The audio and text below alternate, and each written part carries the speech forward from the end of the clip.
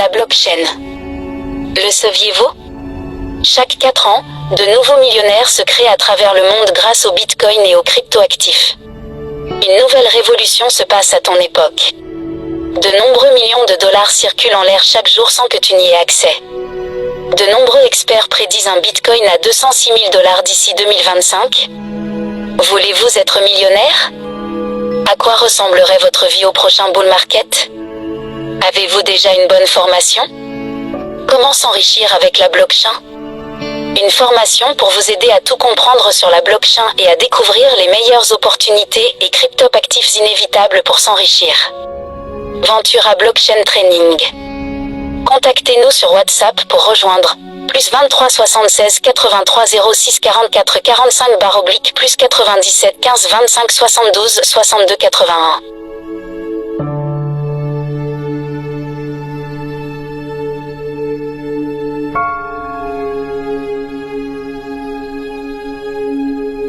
$0,83 à cette monnaie-là.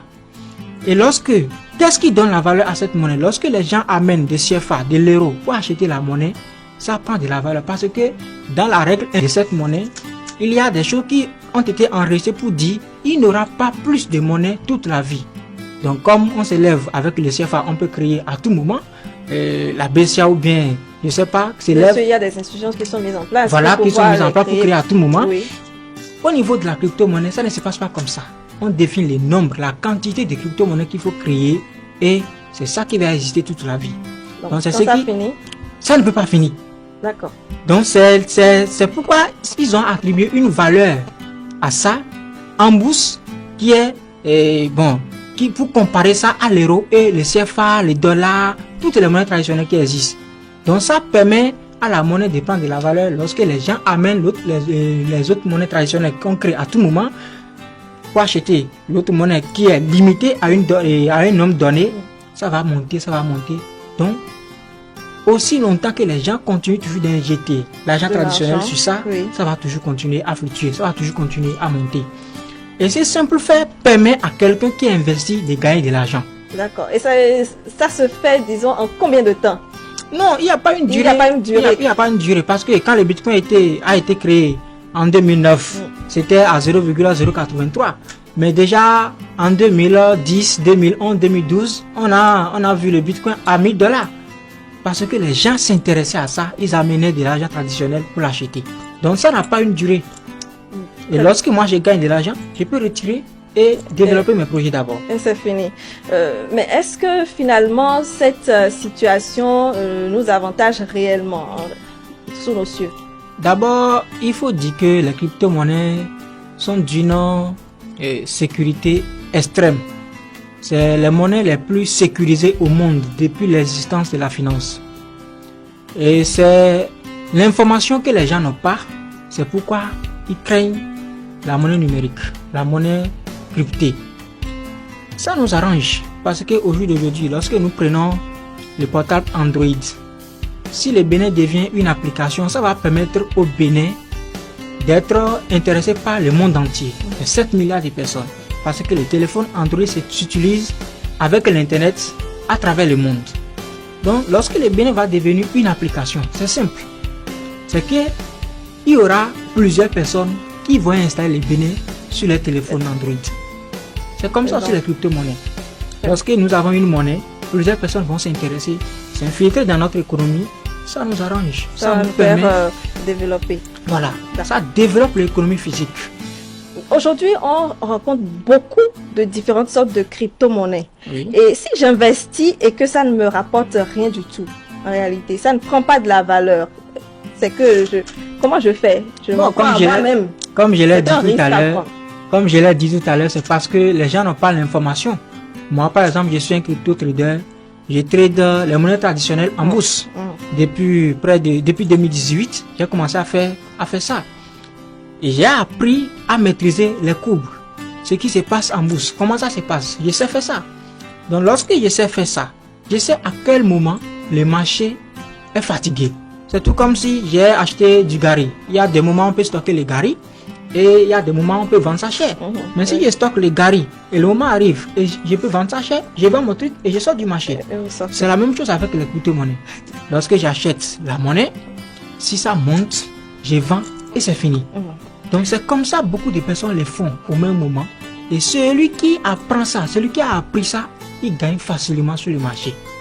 D'accord. Alors, Angela Kweja, à suivre Emile Aidé sur toutes ces explications. Je ne sais pas si vous avez été déjà approché par ces jeunes-là qui vous vendent ce rêve par les Franchement, j'ai été approchée plus d'une fois, mais moi j'ai toujours eu peur de ça. C'est vrai que j'ai voulu faire de l'économie à un moment donné, mais là, c'est quelque chose d'assez nouveau et connaissant les réseaux sociaux, le numérique, moi j'ai tellement peur de ça. Surtout, il y a des, je sais pas si c'est ce qu'on appelle crowd ou quoi là. Enfin, il y a des choses comme ça, des jeux même sur le numérique et on vous dit que vous allez gagner énormément. Il vient de nous dire que c'est sécurisé, mais c'est pas l'impression que moi j'ai de ce genre de monnaie là et tel qu'il vient d'expliquer, c'est tellement facile et si c'était vraiment ça, bon, tout le monde allait devenir riche. Bon, je pense que il y a quand même des réserves à avoir. Et ces derniers jours ou peut-être mois ou même ces dernières années, ça s'est tellement développé dans notre pays. À un moment, moi je comparais ça même à ICC, pardon, ICC Service. Oui. Et j'en avais vraiment peur juste à présent. Mais avec ces explications, je me dis que c'est possible. Bon. Justement, ICC Service, c'est une question que j'allais demander. Est-ce qu'on ne court pas vers un scandale du genre en réalité? Parce que au Togo, à côté, il y a déjà un scandale qui a émergé à cause d'une structure de la place. On va voir l'élément tout à l'heure. Mais est-ce que ce n'est pas risqué à ce point? Bon, et ça c'est encore un autre niveau, parce que si l'objectif des crypto-monnaies c'est permettre aux gens d'envoyer de l'argent vers n'importe qui à travers le monde, et aujourd'hui on voit qu'il y a une opportunité, et l'opportunité c'est fluctuer sur la monnaie. On peut, ça, parce que la monnaie est volatile, ça monte, ça descend, ça monte, ça descend. Cette opportunité amène des gens qui maîtrisent un peu, comme moi par exemple, à mobiliser de l'argent des autres. Moi, j'ai fait du trading depuis 2018. Mais je n'ai jamais demandé de l'argent à quelqu'un pour dire viens, je prends ton argent pour trader et te donner un retour sur investissement. Très bien. Un instant, je vais nous demander de suivre cet élément réalisé par nos confrères de France 24 qui étaient sur le terrain. On revient juste après. Scandale financier inédit cette fois au Togo. Pendant 2 ans, de fausses sociétés boursières ont fait miroiter à leurs clients des retours sur investissement mirobolants dans les crypto-monnaies. Il s'agissait en réalité d'une supercherie. Plusieurs milliards de CFA ont été dérobés, comme nous le racontent Emmanuel Sodji et Raphaël Ntalé. C'est la 4e fois en quelques semaines que ce collectif se mobilise pour exiger un remboursement.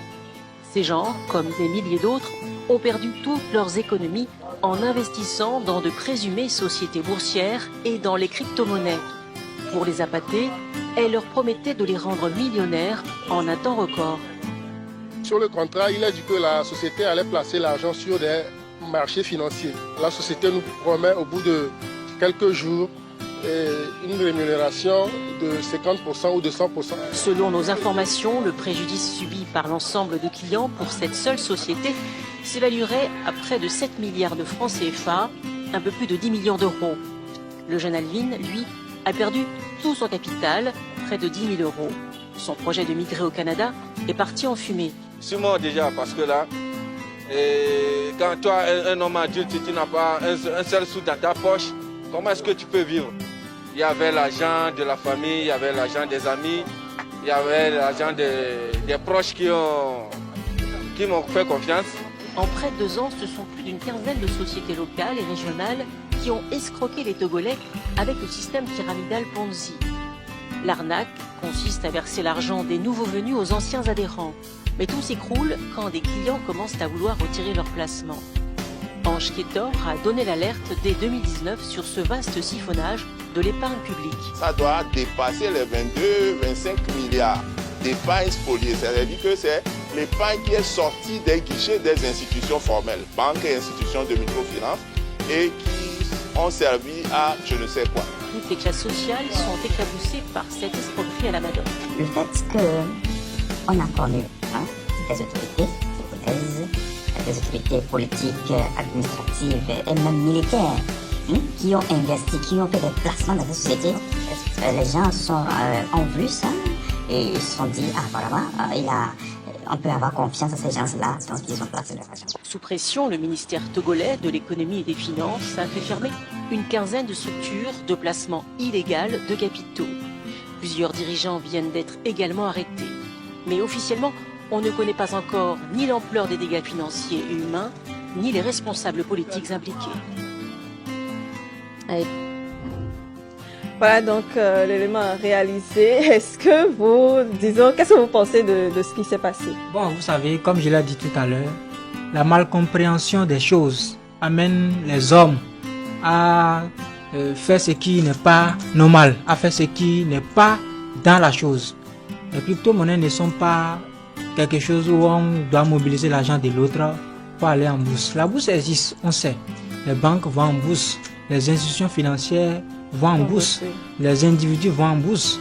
Mais ce n'est pas quelque chose où il faut prendre l'argent de quelqu'un pour lui promettre quelque chose. Tout le monde doit apprendre sur la bourse s'il veut gagner de l'argent avec la bourse. Parce que c'est du business.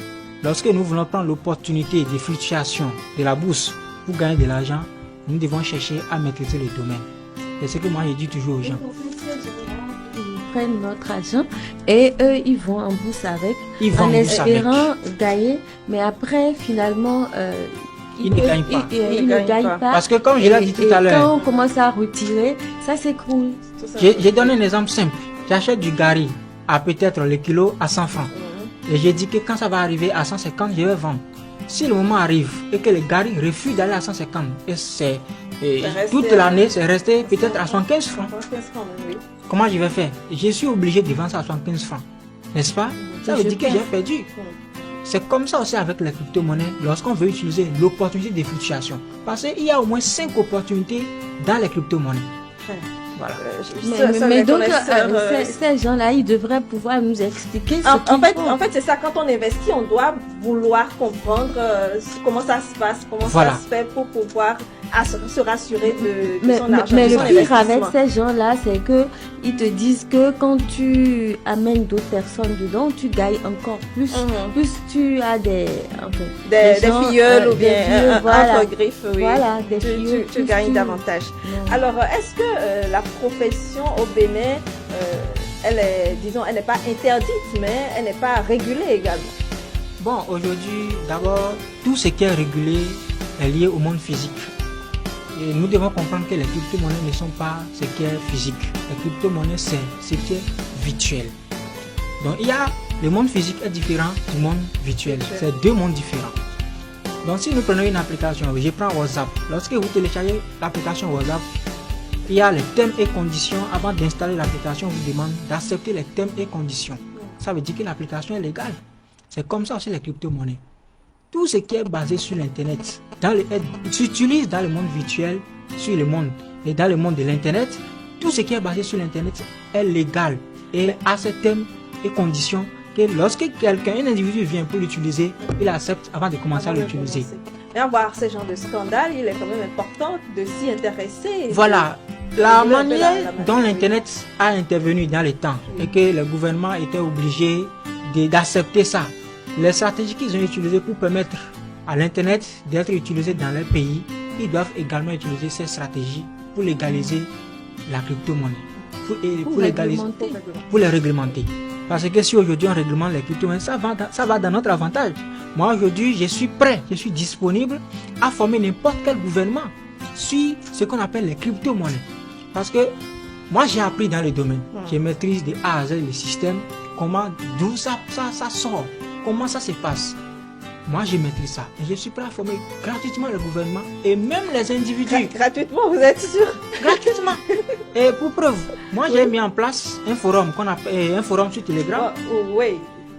Qui est New World. Pour pouvoir aider les gens. Pour former gratuitement les gens. Très bien. sur les phénomènes. Mais en réalité, c'est quand même un système qui inquiète aussi les services financiers dans le monde physique, comme vous le dites si bien, la BCAO, également l'UEMOA, qui alerte les gouvernants par rapport à cette situation, qui ne se reconnaissent pas, donc pour qu'on n'aille pas à des scandales financiers.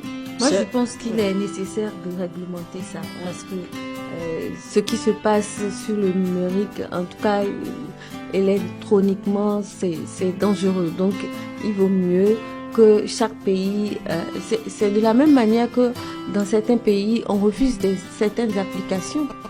Oui. La situation n'inquiète pas encore les autorités.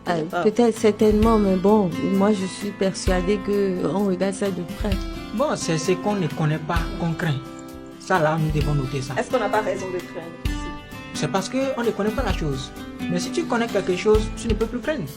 Moi, je connais la crypto-monnaie, je connais la bourse, mais ça ne me craint plus. Je sais comment ça fonctionne, qu'est-ce qui se passe là-bas, je connais ça. Il y a des pays également qui adoptent leurs crypto-monnaies, j'allais dire. Il y a le Ghana avec l'ICIDIS, je pense, et bien sûr le Nigeria également avec l'INAIRA très très bientôt. Est-ce que c'est une solution également?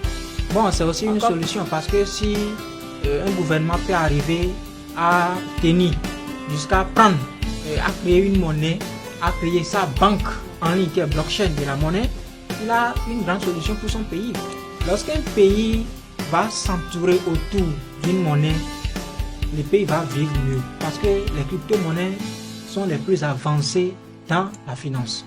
Et moi, je pense que c'est pour contourner un certain nombre de choses dans le monde physique. Quand il expliquait tout à l'heure, c'est vrai que si moi je dois envoyer de l'argent par exemple à mes enfants, il faut que je justifie la somme que je dois envoyer. Donc c'est effectivement difficile. Donc pour contourner ça, il aurait fallu effectivement utiliser ça, mais bon, avec ses risques. On n'aime pas prendre ces risques, surtout quand on a souffert pour pouvoir avoir ces petits sous. Non, en réalité, pour finir... Non, les financiers, ils aiment bien qu'on prenne des risques comme ça. Oui, parce que quand on ne prend pas des risques, on ne peut pas s'attendre à un retour. Hein. Il y a Warren Buffett qui disait les risques proviennent de ne pas savoir ce que l'on fait. Lorsque tu fais quelque chose que tu ne sais pas, tu es obligé de tomber dedans. Donc il y a des pièges. Moi, j'invite seulement les gens à maîtriser le domaine, à comprendre ça avant de se lancer. C'est ce que moi, je demande aux gens. Ça. En attendant, comment est-ce qu'il faut... trading, c'est bien. Hein? On gagne beaucoup d'argent quand on maîtrise le domaine. Oui. Donc, chacun maîtrise simplement. C'est fini. Mais c'est assez compliqué. Hein? Tout le monde n'a pas le temps de s'y intéresser. Donc, on a quand même envie de faire confiance à celui qui vient vous en parler maintes et maintes fois, de lui confier quand même une petite partie de notre épargne pour voir ce que ça va donner. Si on parle de temps, c'est là où je dois gagner, c'est là que je vais consacrer mon temps. Si la personne est occupée à faire d'autres choses, ça veut dire qu'il gagne mieux là-bas. Il n'a qu'à rester là et puis c'est fini. Donc c'est comme ça que les gens doivent fonctionner. Ça doit être cette mentalité qui doit être occupée. J'ai mon temps, je consacre mon temps à ce qui peut m'arranger. Et puis c'est fini. Les jeux que les gens vont faire dans les Calypso et autres, là, les jeux où on paie, aujourd'hui on peut gagner. La crypto-monnaie n'est pas jeu. C'est pas un jeu. Non, mais il faut savoir jouer, il faut savoir quand est-ce qu'on vend. Hein? Et surtout, sur quoi miser. Sur quoi miser. Attendre là, ça veut dire que nous sommes en train de nous baser sur une seule opportunité du domaine. Parce que, est-ce que vous savez qu'avec la blockchain aujourd'hui, on peut délivrer les passeports? Là, avec la blockchain, on peut délivrer des diplômes. Et très sécurisés, non falsifiables et à vie. Ça veut dire le diplôme est là. Donc, ça résout beaucoup de problèmes. Avis donc au gouvernement qui peut-être vous suit, vous êtes prêt à former tout. Non, moi toutes les autorités. Moi je le dis toujours, moi je suis prêt à former toutes les autorités de façon gratuite, à les amener à comprendre les domaines, à maîtriser les domaines, à adopter les domaines, parce que c'est un système qui évolue. La naissance dans le monde physique, c'est qu'une mère tombe enceinte et fait naître un bébé. Mais la naissance dans le monde virtuel, c'est que j'achète mon téléphone Android et je suis né dans le monde virtuel. Donc, si moi je peux arriver à acheter un téléphone Android, installer une application, tu sais comment ça utiliser la crypto-monnaie, ça veut dire qu'aucun gouvernement n'a le droit sur moi parce qu'il ne m'a pas acheté le téléphone. Vous voyez? Donc, les gouvernements doivent chercher à comprendre le système uniquement et à savoir comment ils doivent s'adosser à ça, comment ils doivent adopter ça, comme ils ont adopté les mobile money. Les mobile money, par exemple, c'est une monnaie virtuelle, c'est une monnaie qui n'est pas physique, qu'on touche. Oui, vous mais voyez. là, en fait, on peut encore se rapprocher d'une structure pour avoir gain de cause quand on n'est pas satisfait. Hein, parce que dans le virtuel, on ne sait pas du tout. Il y a aussi des buts par là. Oui, il y a encore des Je me rappelle, il y a eu une étude, je ne sais pas si c'est l'année dernière, où il y avait beaucoup de clients qui se plaignaient aussi. Même les banques font faillite. Même les banques, non, ils font faillite. Maintenant, la crypto-monnaie, c'est une monnaie basée sur l'Internet. On ne doit pas comparer ça à une activité physique. Très bien. Comment gérer rapidement pour finir avec le sujet cette flopée donc de structures en place actuellement pour éviter le pire? Bon, je vais demander simplement, ils l'ont pris comme du business. Ils doivent savoir gérer les risques. Ils doivent savoir légaliser les choses. Moi, je ne suis pas dans ce dynamisme. Moi, je suis dans le dynamisme de permettre à chacun de maîtriser le domaine et de voir si ça l'arrange. Il met son argent dedans lui-même. C'est dans ce dynamisme-là que moi je suis. Donc ceux qui le font, du courage à eux. C'est vrai, ça donne, mais ça peut aussi ne pas donner. Et ils n'expliquent pas ça aux gens qui investissent dans les structures. Donc je les invite à savoir faire mieux les choses pour ne plus tomber dans ce genre de choses, dans ce genre de pièges. Merci beaucoup, Émile Edé, d'être passé nous expliquer un peu tout ce qui a rapport avec les crypto-monnaies. Une opportunité ou arnaque. C'est une opportunité. De toute façon, c'est une opportunité peut-être utilisée par d'autres pour arnaquer. Qu'on peut... Même dans le monde physique, mais c'est pas utilisé pour arnaquer. Merci à vous. Je vous souhaite une excellente soirée. Je vais vous libérer juste après le jingle.